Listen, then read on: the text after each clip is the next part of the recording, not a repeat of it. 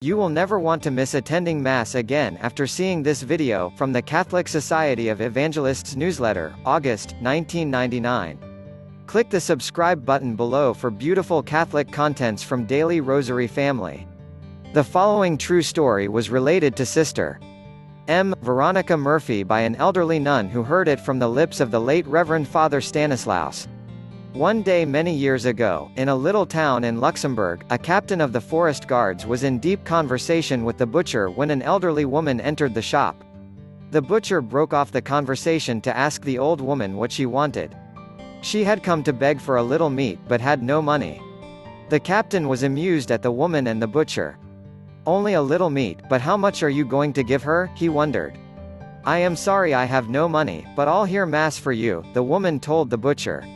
Both the butcher and the captain were indifferent about religion, so they at once began to scoff at the old woman's idea. "All right then," said the butcher.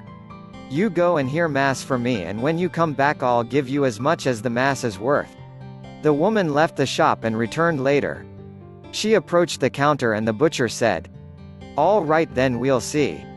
He took a slip of paper and wrote on it, "I heard a Mass for you."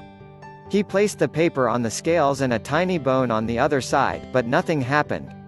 Next he placed a piece of meat instead of the bone, but still the paper proved heavier. Both men were beginning to feel ashamed of their mockery but continued their game.